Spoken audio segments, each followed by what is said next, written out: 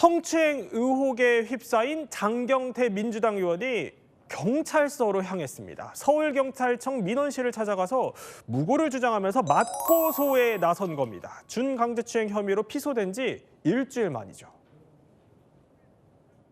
이 고소인과 고소인의 남자친구를 이 형법상 무고죄로 고소하고 또 고소인의 남친을 형법상 폭행죄와 통비법 위반으로 고발합니다.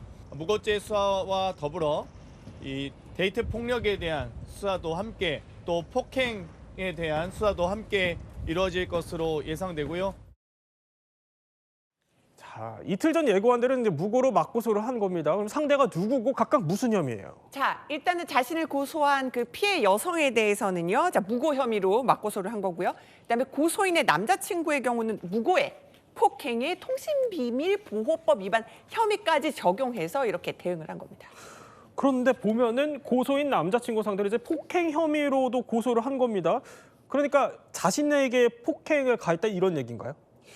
우리가 흔히 생각하면 폭행이면은 제대로 된 뭐 주먹질, 싸움 이 정도로 생각하는 경우가 많은데 이 영상을 보시면 실제로 뒷 목덜미를 좀 잡아당긴 것 같은 행동이 있습니다. 이 정도만 되면 유형력 행사로 보이기 때문에 네. 폭행으로 인정받는 게 현실이거든요. 그래서 이 행동, 목덜미를 잡아챈 행동, 그리고 어떤 더 이상 유형력을 행사할 것처럼 보인 이 행동까지를 폭행이라고 장경태 의원이 고소한 것으로 보입니다. 그럼 이 폭행 혐의로 고소당한, 이번에 고소당한 그 당사자 입장은 뭐예요? 네, 이날 이 고소인의 남자친구의 이 진술에 따르면요. 이날 사실 여자친구가 2차 술자리를 갔다라고 했는데 연락이 안 됐대요. 네. 근데 평소에 술을 못하는 여자친구이기 때문에 걱정이 되어서 여자친구 여동생을 통해서 2차 술자리를 갔는데 뭔가 심하게 취한 모습이라서 그걸 촬영하려고 핸드폰을 꺼냈는데 갑자기 옆에 있던 남자의 손이 여자친구 쪽으로 가는 걸 보여서 그때 화가 났다.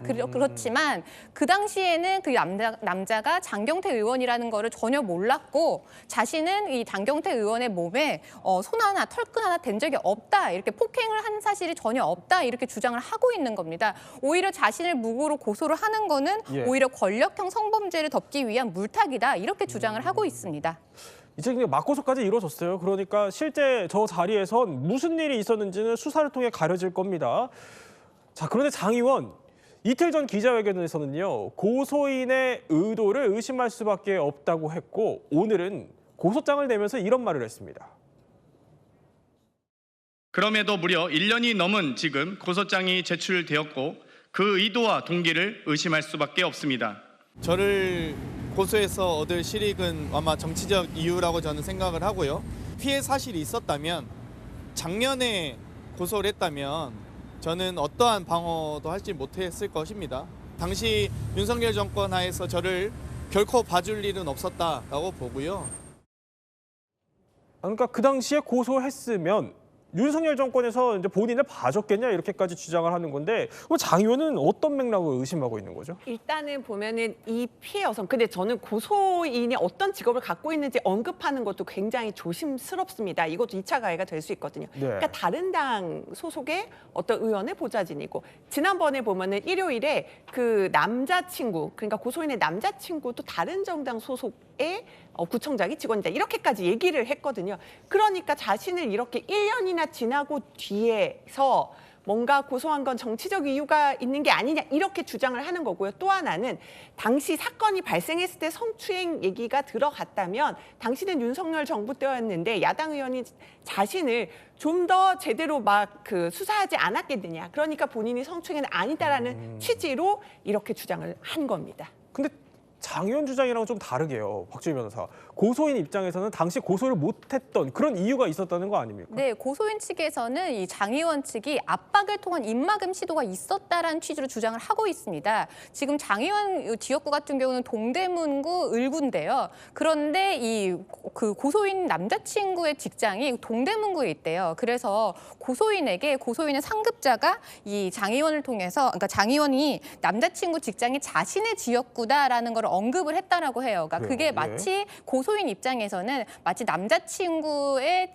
직업이나 아니면 인사상 불이익을 갈 수도 있다라는 거, 이렇게 위협을 느꼈다라는 거죠. 그래서 그 사실은 자기가 자신이 고소를 하지 못했던 이유는 혹시라도 남자친구에게 이런 불이익이 갈까봐 못한 것이지 이런 행위가 없었다라는 취지는 아니다, 이런 식으로 말을 하고 있습니다. 장 의원이 오늘 아침에 이렇게 고소장을 또 제출한 이후에요. 국민의힘에선 여성 의원들이 기자회견을 열고 장 의원과 또 그리고 민주당을 향해서 비판을 쏟아냈습니다.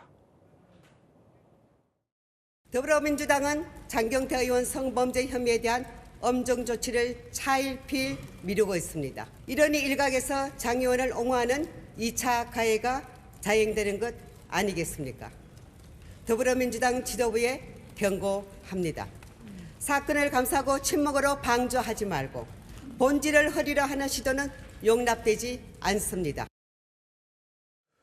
자, 이남희 기자, 그 민주당 대응 상황도 궁금합니다. 그 당 윤리감찰단에 진상조사하라 이렇게 지시 내린 지 지금 한 닷새 정도 흘렀거든요.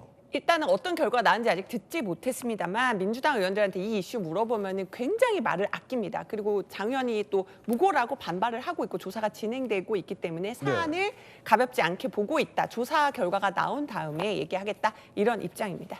네, 관련 얘기는 또 저희 계속 전해드리기로 하고요.